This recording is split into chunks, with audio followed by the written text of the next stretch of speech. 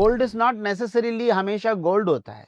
आप 150 साल थे इसका मतलब ये नहीं है कि अगले और 150 साल आप रहेंगे। क्या कोई रीजन है कि 150 साल एशिया की सबसे पुरानी स्टॉक एक्सचेंज कल किसी भी विदेशी कंट्री में भी जाकर उनके स्टॉक्स की ट्रेडिंग करवा सकती है? कि किसी को कोई दूसरा कंट्री में जाके उधर कुछ सेटअप करना ऐसा जरूरी नहीं है। हाँ, सेटअप नहीं, मतलब कि वहाँ के निवेशकों तक आप पहुँच सकते हैं टेक्नोलॉजी के।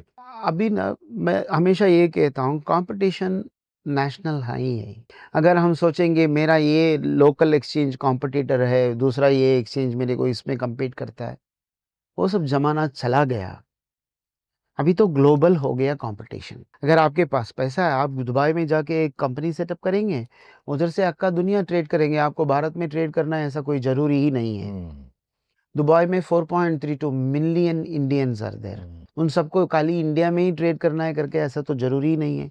उनका जितना कमाई होता है उसमें 15% as repatriation to India comes.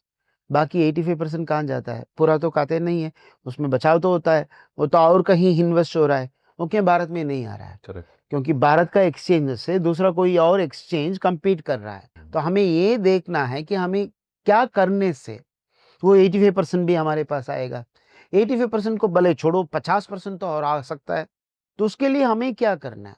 Globally कितना कॉम्पिटिटिव हमें बनना है।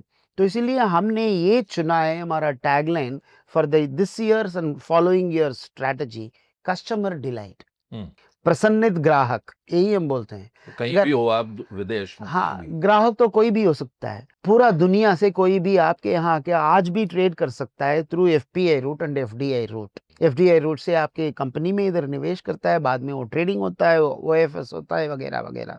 सो प्रसन्नित ग्राहक आप कैसा कर सकते हो? जब आप ये कहते हो कि आपका ग्राहक प्रसन्नित होना चाहिए, ग्राहक कौन है ये सवाल पैदा होता है। ग्राहक खाली आपका ब्रोकर नहीं है, ब्रोकर का इन्वेस्टर भी आप ही का ग्राहक, आपका रेगुलेटर भी आपका ग्राहक है। एक तरह से देखा जाए तो वो भी स्टेक होल्डर है, वो भी प्रसन्नित होना चाहिए।